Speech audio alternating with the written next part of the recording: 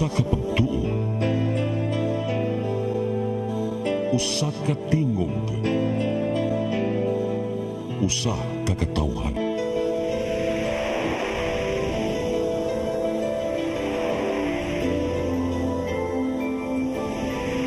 Cebu Catholic Television Network.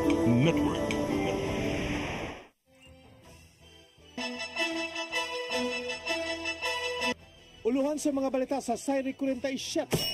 Paggaid sa mga sakyanang pandagat gikan sa dakbayan sa paingon sa isla sa Olango, gilibkas. Mga department heads sa kagamhanan sa dakbayan sa Sugbo nga dili kwalipikado sa posisyon hulipa. Kanhi Cebu City Mayor Tomas Osmeña motambong sa Quad Committee hearing sa extrajudicial killings karong Huwebes. Pintor nga nag-overtime na tagak patay samtang laing construction worker na kuryentihan patay.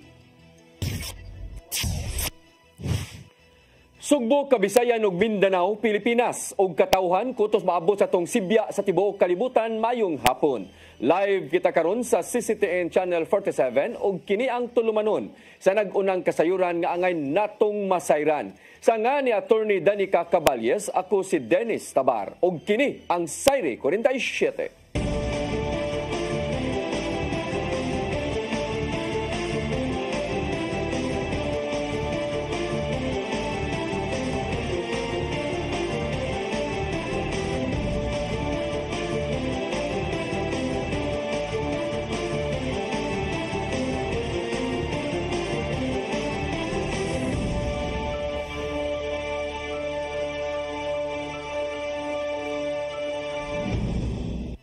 Ug karon sa kompletong detalye sa atong mga balita, pambot na lunod sa kadagatan sa barangay Maribago, dakbayan sa Lapu-Lapu, tungod sa daotan nga panahon kagahapon.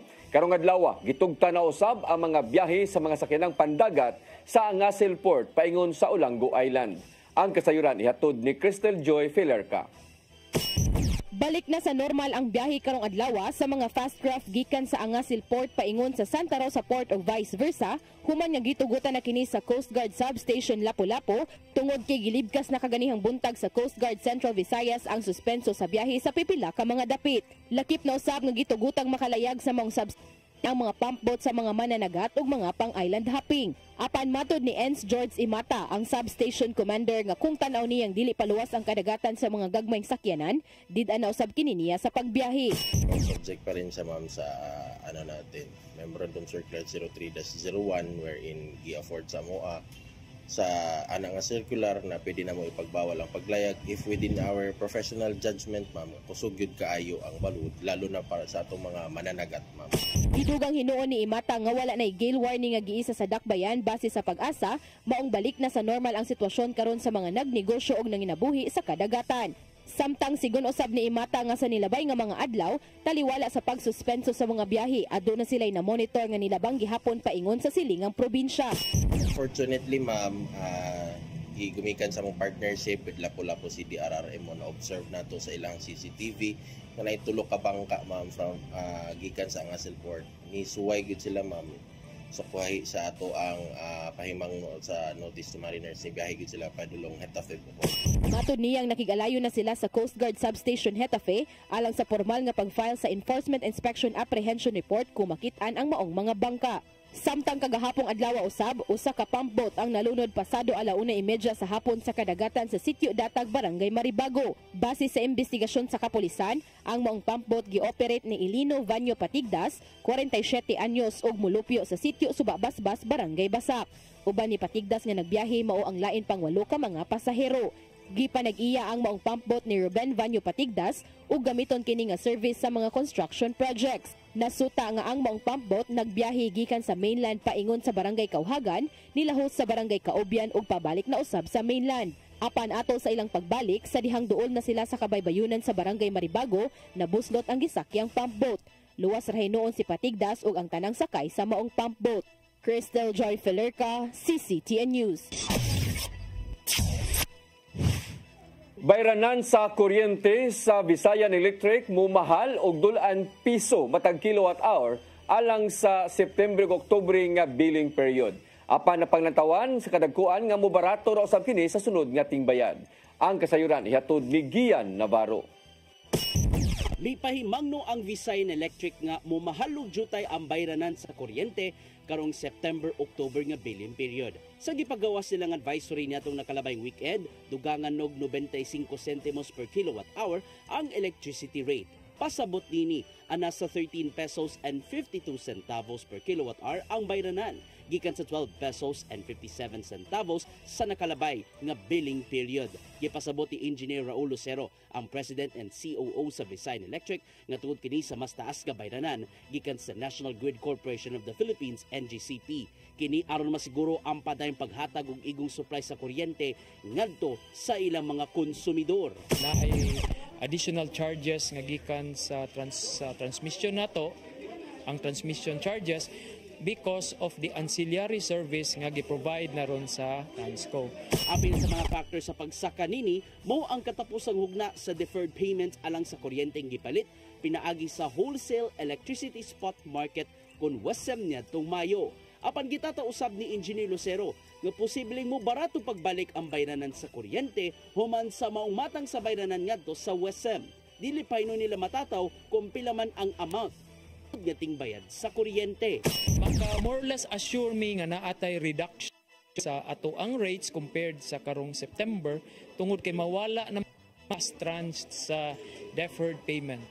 But definitely kaning ancillary service nga gi-provide sa Transco or sa ato ang system operation, magpabili ni siya. Subay usab sa Visayan Electric kung mutaas pa ba o di ba ka mo gamay ang bayranan sa kuryente karong bare months, diin lauman ang taas nga demand ni ini.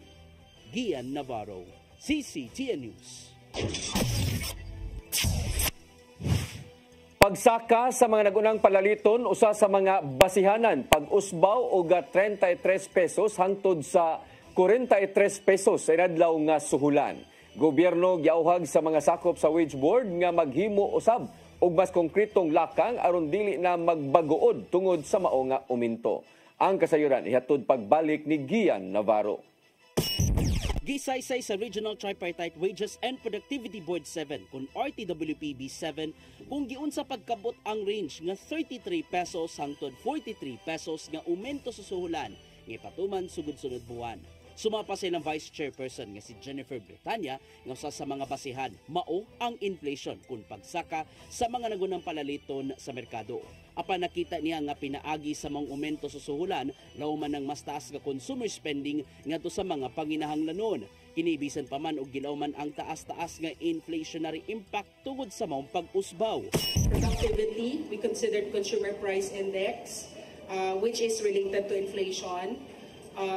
Distortions no sa minimum real wage, how far are we in terms of paano makakakontribute yung minimum wage hike to reducing poverty. Gibutyag sila mga kaubanan nga nahimong duguon ang ilang panaglalis kung pila man ang pangayoong umento nga ilang gihatag. Apan nasabtan nila ang kasagmuyo, ilabi na sa habig sa mga empleyado nga matud pa sinsilyo lang ang maong umento.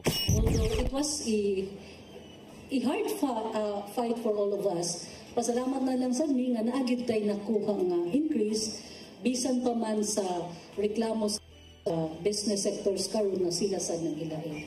Napag-usab sa habig sa management sector ang kasagmuyo sila mga kauban bahin sa gipangayong aumento. Maong gipalanog niya ang auhag ngadto sa kagamhanan nga kung mahimo at intervention aron maminusan pa ang epekto sa inflation. Giuyo na niya ang business sector, ilabi na sa mga Chamber of Commerce sa Subo nga hilabiang maapektuhan ang mga gagmayng patigayon tungod sa wage hike. We will make sure the burden of food is not on us to cover for the rising costs sa pagkaon. That is the responsibility of government. And I have been emphasizing that. Karong tuiga, gibago ang classification sa paghatag og aumento. Sama na lang sa agriculture o non-agriculture nga adunay dili moabot sa napo ka mga empleyado. Ipatuman karong Oktubre 2 ang bag-ong wage order o 15 kadlaw sukad nga unang na-publish samantalaan. Maong mipainumdom ang wage board ug ang Department of Labor and Employment 7 nga makigalayon kanila kung ugaling magmagay man ang employer sa maong momento. But should the establishment opt to apply for exemption, when in the end they ma-discover di ay nga dili di sila qualified for exemption, no, because more than 10 days sila or they lied about a certain fact, no, they would be to pay the mandated increase retroactive to the date of the effectivity plus an interest of 1%. Ian Navarro, CCTN News. Daghan nga mga department heads sa kagamhanan sa dakbayan sa Sugbo nasuta nga dili kwalipikado sa katungdanan base sa gihimong review sa personnel department sa ilang qualifications. Plano ni acting Mayor Raymond Alvin Garcia nga hulipan ang maong mga kawani. Ang kasayuran ihatod ni Sherissa Mayoy. Ubay-ubay sa mga head of offices sa kagamhanan sa dakbayan sa Sugbo ang dili kwalipikado sa katungdanan. Kini maoy nahibaw-an ni acting Mayor Raymond Garcia man sa gihimong review sa personal department sa qualification ni ini. Mato ni Garcia nga siya walay mahimo gawa sa pag-ilis sa maong mga kawani. Kiniisip pagtamod sa pahimangno sa Civil Service Commission kung CSC. Gipaybalo na ni Garcia ang mga office head nga hingtungdan kutob na lang sa ning buwana. Una, iguwat na lang ako ang kuan L, mahuman na ning end of September. Nasa iran sa acting mayor nga kasagaran ni noon sa department head o mga assistant niini ang nag-compliant sa rekisito sa CSC. Sherissa Mayoy, CCTN News. Mandawi City College ni pahigayon og forum kabahin sa kamahinungdanon sa edukasyon aron makabaton og saktong kahigayunan sa trabaho. Kini pagtabang sa mga tinun-an nga dali nga makapangita og trabaho human nga mugraduar. Ang kasayuran ihatod ni Mary Rose Sagarino.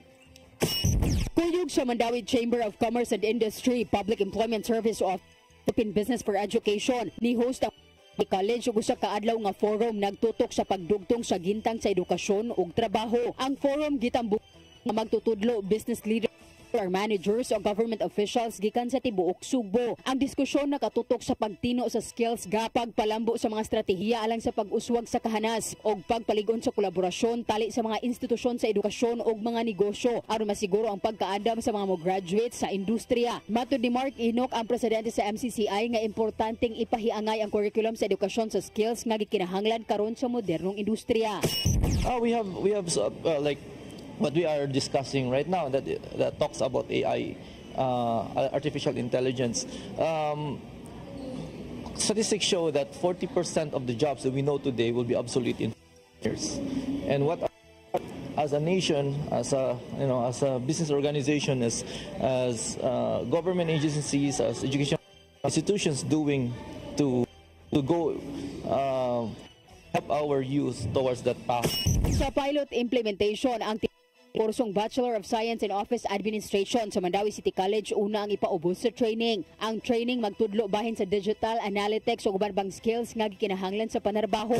So one of the plans is we'll be going to select at least nga kanigi bitaw mga estudyante nga worth it, kanigi bitaw estudyante nga on top. So 50 kabuok estudyante nga tagaan nato sila special education. Ang kolaborasyon nga makatabang nga mahimong hireable o daling ma-hire ang mga tinunaan human sa graduate. From education to nga ato silang gipangandaman no sa gikinahanglan sa gikaingon ko na skills and mga bag-o nga katunan sa atong mga workforce. Mary Rose Joe, CCTN News.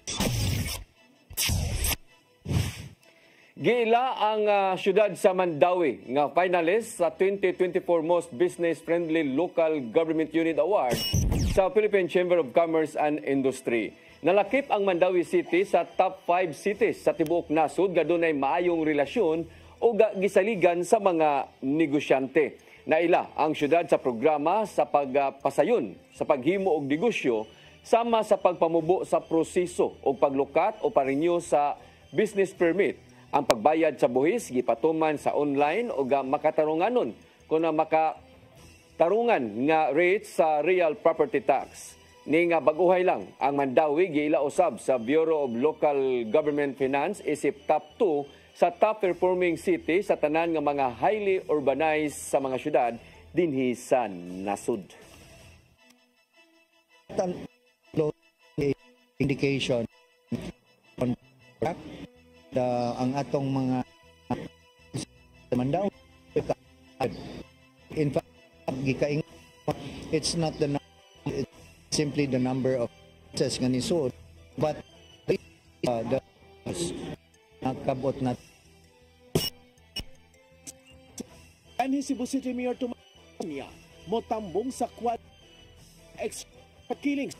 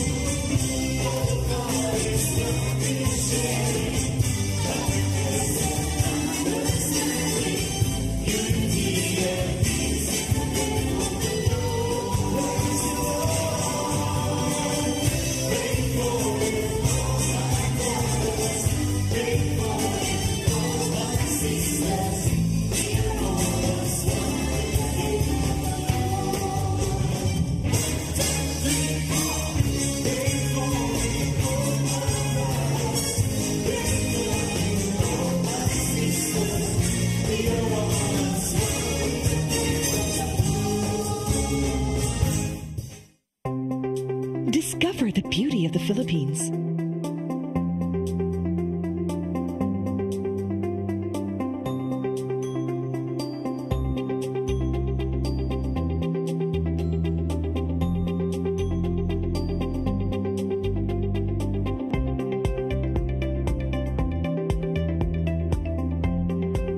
With Philippine Airlines, the country's flag carrier.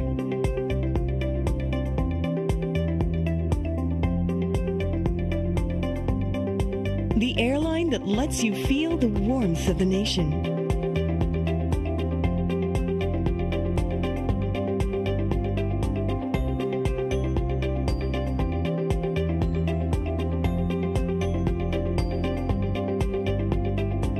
Mabuhay!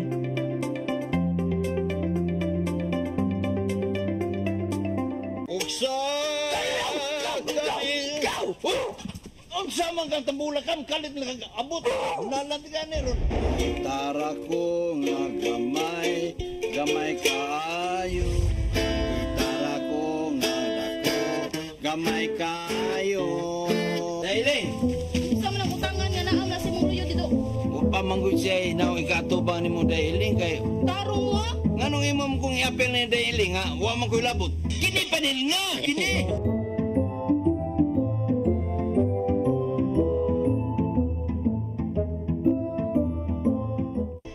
Come October 4, 5, and 6, another gathering will be held in Cebu City, the first National Charis Conference, which is open to all charismatic communities, realities, and expressions.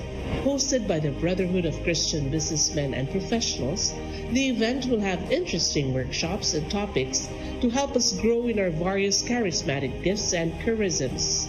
Watch out for more details about this event from our host BCBP in the coming days.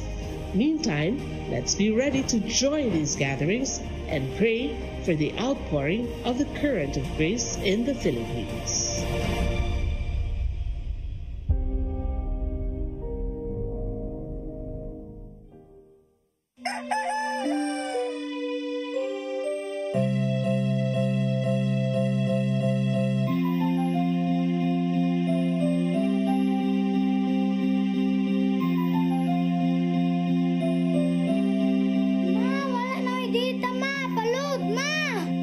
Sorry ma'am, na-late ko.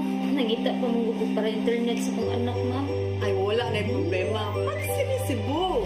Sinisibu! Sinisibu! For your internet connection. And for the signal of your cable TV. So fast and straight the transmission to your home. Sinisibu! Sinisibu! Sinisibu! Offers you to have fiber optics. For your viewing experience, perfect and clear so far. So great and affordable for you to enjoy. Sinisibu. Sinisibu Television Network Incorporated offers fiber to the home broadband internet bundled with fiber to the home cable TV connection. Sinisibu Television Network Incorporated with its operation in Metro Cebu and the whole province of Cebu soon. And affordable for you to enjoy. Sinisibu.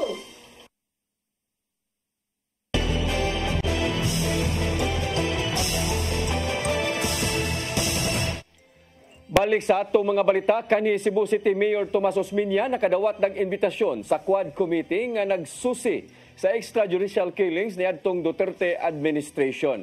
Usa si Osmeña nga himuon nga resource person sa mga nahitabong patay dinhi sa dakbayan sa Sugbo. Ang kasayuran ihatod ni Sherissa May Oy.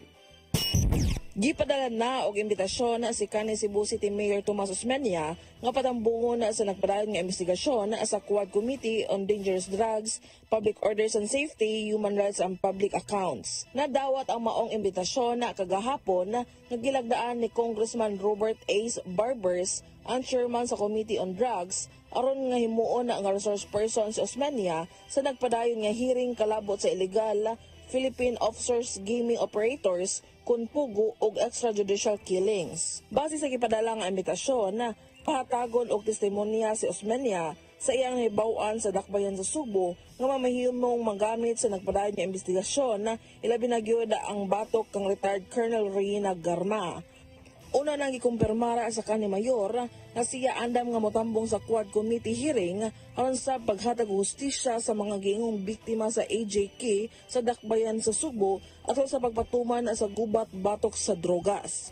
Ikatakda ang maong committee hearing karong Huwebes sa buntag ngadto sa Balay Balaoranan. Sherissa May Oy, CCTN News.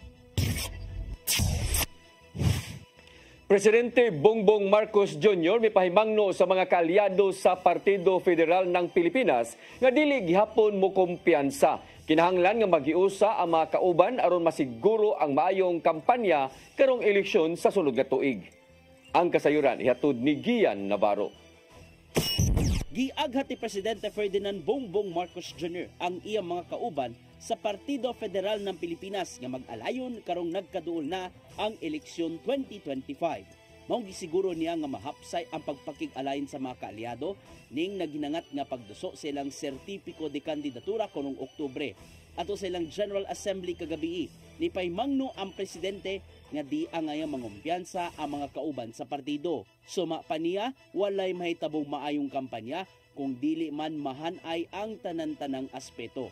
Kinibisan pa man sa kadaghan sa ilang pundo aron mangampanya, kamaayo sa ilang performance sa survey, ilang track record, ingon man, kalig-on sa ilang line-up sa kaalyado, maong kumpiyansa ra kayo ang uban. Anda mo sab nga moabag ang Partido Federal ng Pilipinas sa mga kaalyado alang sa nagkaduol nga midterm elections. daan nang nakighiusa ang PFP sa ubang mga partido sama lang sa lakas Christian Muslim Democrats, National People's Coalition, National Unity Party ug Nationalista Party. Subayo na sa mga partido ang pagpangandam sa Certificate of Candidacy filing, apil na nilang scheduling, logistics ug uban pa. Aduna sila giandam nga senatorial lineup sa PFP sa midterm elections apan gikatakda kining ipaibaw sa tukmang panahon. Ian Navarro, CCTN News. Giproseso na sa Department of Labor and Employment dinhi sa Region 7 ang ihatag nga tabang ngadto sa mga trabahante human nga gisirad-an ang Pugo Hub sa dakbayan sa Lapu-Lapu. Gibutyag ni Assistant Regional Director Emmanuel Ferrer nga nagikans ang 28 ka mga displaced workers sa dakbayan sa Lapu-Lapu ug Mandawi. Gitatausab nga magsilbing front desk ang mga kawani ug walay direktang kalambigitan sa Pugo operations. Muhatag usab ang Dole 7 og livelihood assistance nga mga nawagtangan og trabaho. Daana nga nipasalig ang Interagency Task Force Against Trafficking nga abagan ang mga apektadong trabahante gikan sa illegal nga mga negosyo.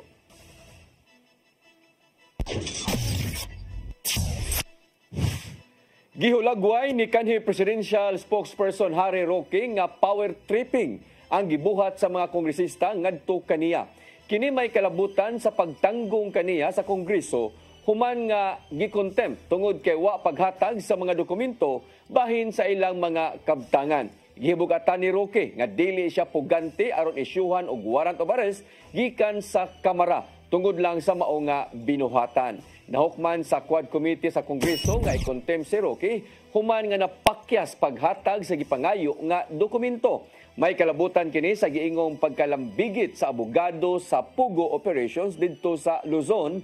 Hinungdan nga ni Saka ang kita sa kompanya nga Biancham Holdings ngadto sa 67.7 milyones ka pesos ni adtong tuig 2018.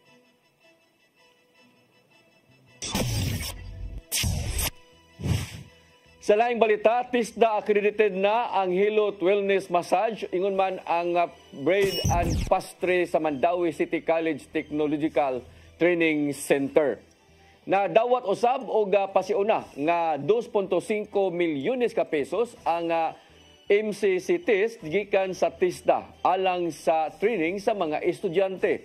Ang training mulungtad og 3 ka buwan. Ang accreditation nagpasabot usab nga adunay National Certificate 2 o NC2 ang mopaubos sa maong training diha sa MCC test. Before inighuman nila graduate sa Mandawi City College, mukuha pa man sila NC2 sa TESDA. Right now with the programs nato nga sa mock test nga accredited sa TESDA, inighuman nila sa mock test, NC2 na sila. Free pa.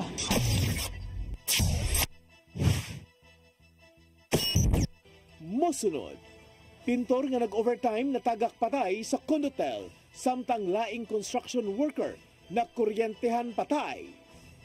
Kanaog daghan pa mga balita sa pagbalik sa Sayre 47.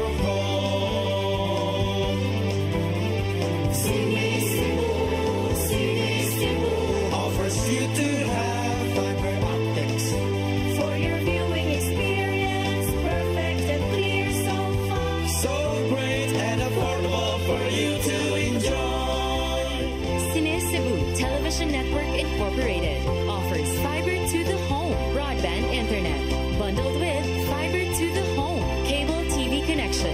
Cine Cebu Television Network Incorporated, with its operation in Metro Cebu and the whole province of Cebu soon. For your internet connection and for the signal of your cable TV. So fast and straight for transmission to your home. Cine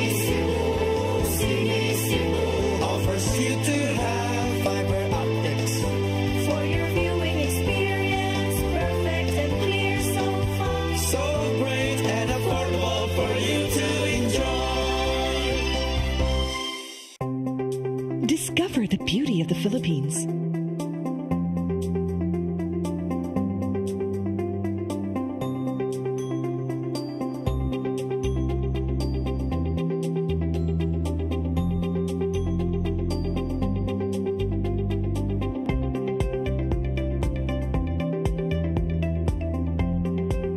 With Philippine Airlines, the country's flag carrier.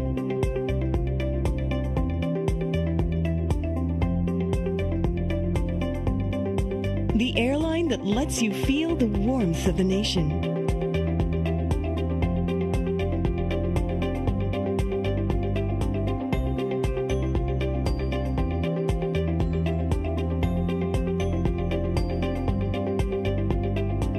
Mabuhay!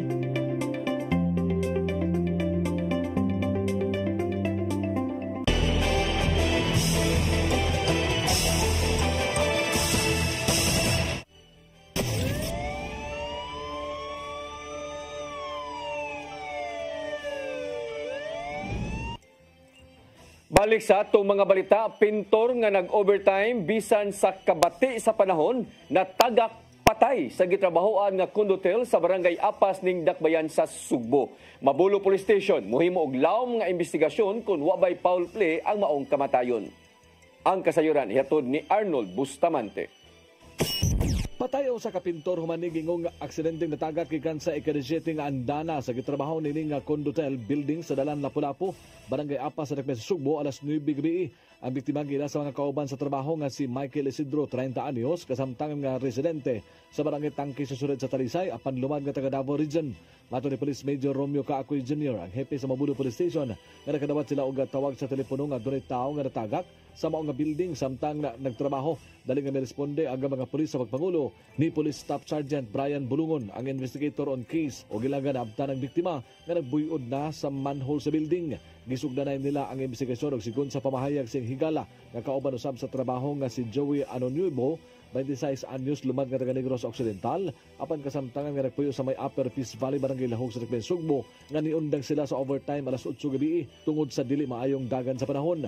Apan natingala na lang siya nganong wala mo punch out sa daily time record niini ang biktima human sa ilang overtime nga trabaho. Tungod niini nangayo na siya og pakitabang nga pangitaon og dako na lang ang ilaga katingala nga napalgan na lang kini nga wala na kinabuhi nga balik-balik na ang kalawasan tungod sa pagkahulog gikan sa 17 nga andana. Sigon ni Anonuevo nga panahon sila nga pagtrabaho dili gyud sila mo kumpiyansa, magsulog gid sila og harness og isangit sa metal grill sa aircon nga may labing lig-on nga sabitanan niini. Nagduda sila nga tungod sa kakusog sa hangin sa ibabaw subay sa nasinati nga dili maayong panahon napalid ang biktima og nabugto ang harness. Gibotyag ni Kaakoy nga ilang panahon ang ilang investigasyon bisan pa man sa migawa sa pakisusi nga walay nakitang foul play. Nakita hinon sa investigador nga naputol ang harness nga gigamit sa biktima nga may gituoan nga tungod sa kakusog sa hangin ang hinungdan. Ang kaning gihigtan sa biktima kaning namatay no si Michael Isidro kanang katikabil katong grill sa aircon. Dito nila katong grill nga ilang gihigtan sa ilahang PC langkat pud unya kaniyang PC naputol naputol no mo nga natagak ni siya. Ang kapuyo sa biktima nga si alias Nene dili makatuo nga nadisgrasya si Michael kaysa milabay nga mga adlaw nagsigin lang kinig hinuktok kadlaw na usab siya nga gipahibaw siya ang mga kauban sa netabo siyang kapuyo. Awhag niya sa mga pulis nga nag-imbestigar nga subayon pag-ayo ang maong hitabo kang wala bay nagtukmod sa biktima. Arnold Bustamante, CCTV News. Nakabsan sa kinabuhi ang 31 anyos nga construction worker human nakurintihan Kagahapon kini sud sa usa ka subdivision diya sa barangay Babag, Dakbayan sa Lapu-Lapu.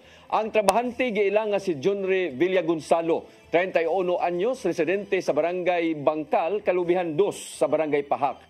Nahibaw-an nga ang iyang gihuptang kabilya na sabod sa live wire hinungdan nga nakuryentehan. Gisuwayan unta pagtabang sa Lapu-Lapu City Rescue ang construction worker apan na kutluan jud kini sa iyang kinabuhi. Way nakita ang mga rescuer nga samad sa lawas sa construction worker o gituhoan nga maoy naapektuhan ini ang iyang internal organs.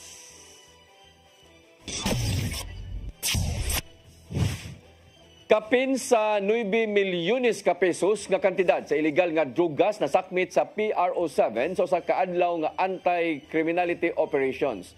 Ang labing dako nga nasakmit sa usa ka high-value individual sa Mabulo ug ang iyang amo anaa karon sa Cebu City Jail. Ang kasayuran ihatod ni Arnold Bustamante.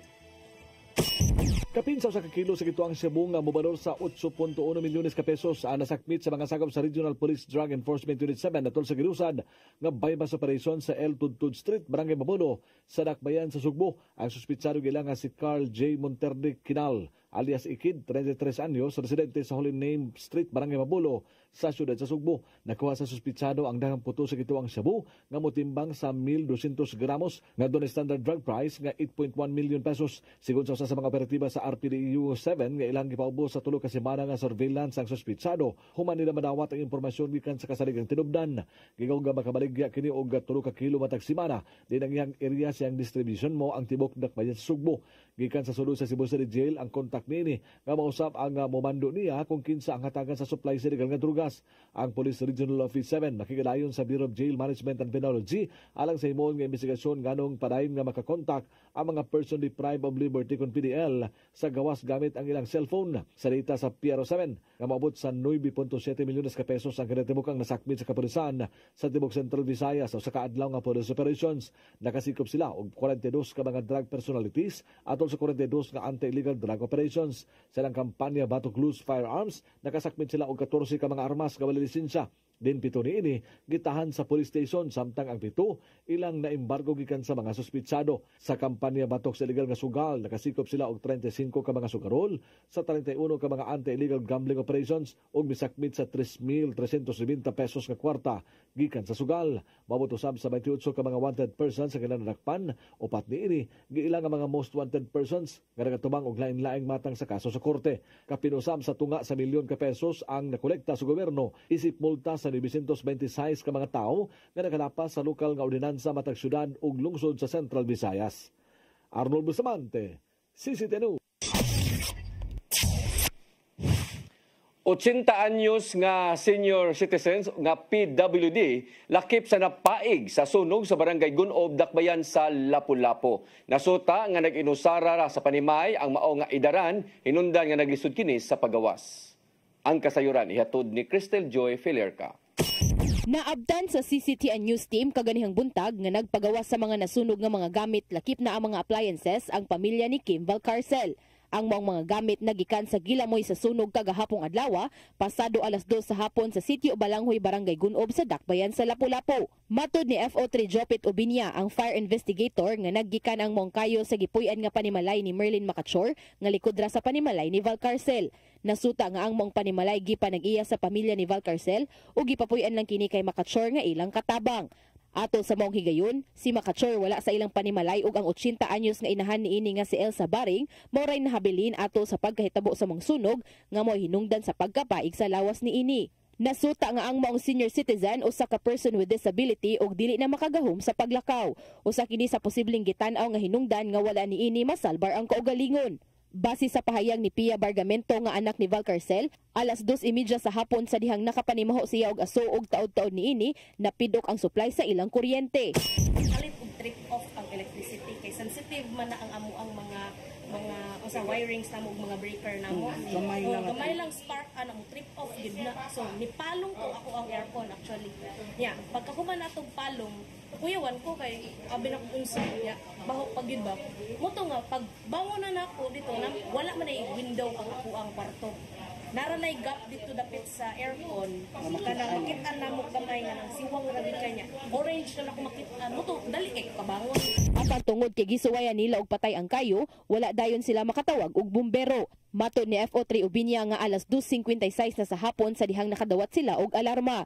Samtang matud usab ni Val Carcel nga ang maong senior citizen adunay Alzheimer's disease ug mabantayan nilang magduwa kini og posporo. Ina siya posporo siya mismo. Siya mismo si Dugang ni Val Carcel nga pila ka higayon na nilang gibadlong ang ilang katabang nga dili biyaan ang inahan tungod sa kondisyon ni ini. Gidugang ni FO3 Ubinya nga hangtod karon nagpadayon pang investigasyon kung unsay hinungdan sa maong sunog. Imbestiga pag isa nagkuha mig mga gikan mo dito ganiha nagkuha mig sample like sa mga wire sa ash kung nabay gi kuan diha nga flammable. Mana mo gi-imbestiga karon. Gibana-banang moabot sa 720,000 pesos ang nahimong danyo sa maong sunog. Sa pagkakaron, matud ni Val Carcel nga wala na magpakita kanila karong adlaw si Makachor ug igo lang kini nangayo og dispensa kagahapon human makuha ang nasunog nga lawas sa inahan ni ini. Crystal Joy Felerca, CCTN News. Mao kadtong naglangkob sa atong mga balita sa Sayre 47. Sa nga ni Attorney Danica Caballes, ako si Dennis Tabar. Hangtod ugma, dinig hapon sa inyong paboritong tulumanon, Sayre 47.